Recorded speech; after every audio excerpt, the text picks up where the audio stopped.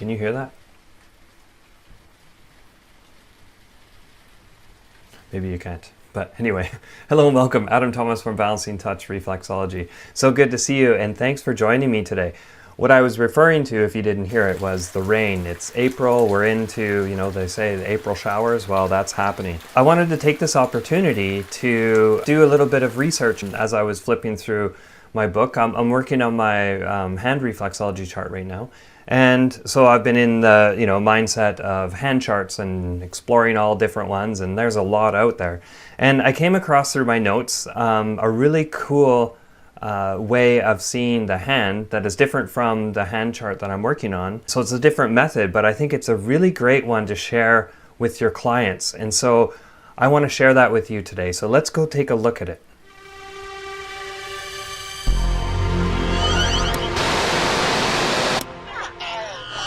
So when I came across this map, it was all hand drawn and it was really, easy to understand.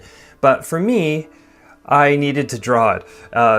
I guess I'm more of a visual person, but I've also found out too that when I actually draw stuff out, even though I'm somewhat copying or just redoing it, for some reason it gets to a different understanding, and I get some more insights on how to use the maps, and they come alive a little bit more when I actually spend the time to draw it out myself. So I'll show you the map. It wasn't in color at all, it was all drawn in hand, so I needed color. I really like color. It speaks to me a bit more. So what we're looking at here is actually two maps, okay? So these three in the middle here, and then these two on the sides are two different maps that I'm going to talk about in a minute. But first, let's talk about this concept. I'll call it traditional hand reflexology.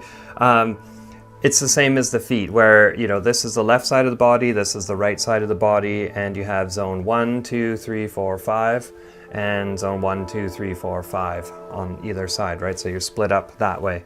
So the head's up here, right? And you get the shoulders across here. So the only difference really in foot reflexology and hand reflexology is kind of the proportions, right? So the palm of the hand is a little bit more square, right? Whereas the foot is a bit more, rectangular shape. And so what that does is it squishes a lot of the reflexes.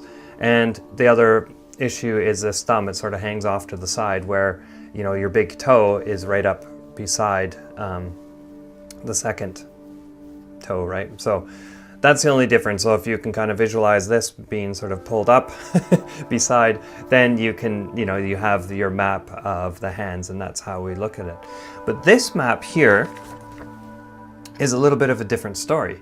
And what it is each hand is a representation of the entire body, okay?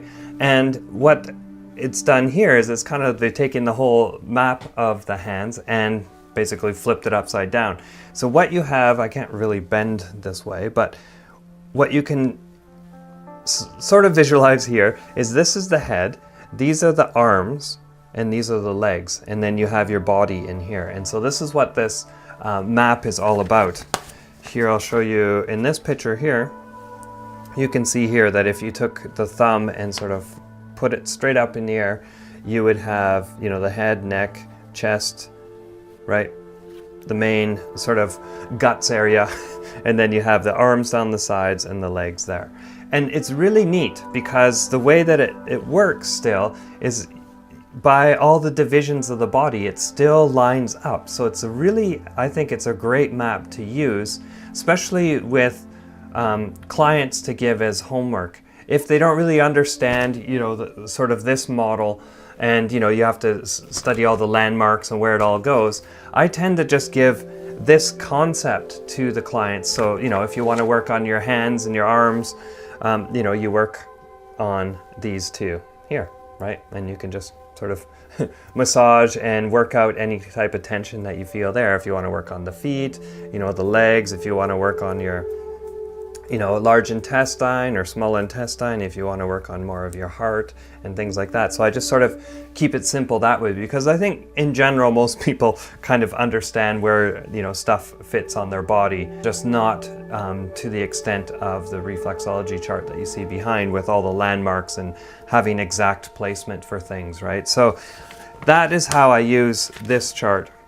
Another key thing that I think is amazing with this chart is if you look at the joints of everything, and then if I take the same coloring that I did with the main chart, I get a neat insight as well. And so this might be a really good map to work with anybody who has elbows, knees, ankle, sort of hip, neck kind of mobility issues as well. This would be a really great one to give as homework, and also when you're working with your clients to work on, because you're actually working the joints of the hand, right? And it's also helping not only the hand and the joints and making those feel good, it's also reflecting in the body and helping with knees and ankles and all the stuff that I just talked about. And our hands do a lot of work for us, but to give back and give some nice, caring touch to the hands is really important. In that model there, you're working the left side and the right side, which make the whole. This model, it's kind of cool because you can work two little U's inside of your hands, right? So it's just a neat concept, and I wanted to share that with you. So do you use this method? I would really like to know, because I use this method as far as giving it for homework for clients to work on in between reflexology sessions. It seems to be a good map that way. But yeah, is there anybody out there that, I was flipping through my book and I came across it, so it must exist somewhere. So if you use this, I'd really like to hear about it, and how you use it would be really great. There you go. Wanted to share that with you. Happy April showers. Get yourself a nice book to get you through all the rain. Until next time, Adam Thomas from Balancing Touch Reflexology. Keep those feet happy. Bye-bye. Let me know what you thought of this video by leaving a comment below. Any type of feedback can be useful. If you like this video, you can give it a thumbs up. And if you found it useful, feel free to share it with anybody who might be interested. Make sure that you have subscribed to this channel if you haven't already. And make sure that you hit, or better yet, step on that bell icon so you know when the next video is coming. And if you have some more time, why don't you check out some other videos. Until next time, this is Adam Thomas from balancingtouch.ca.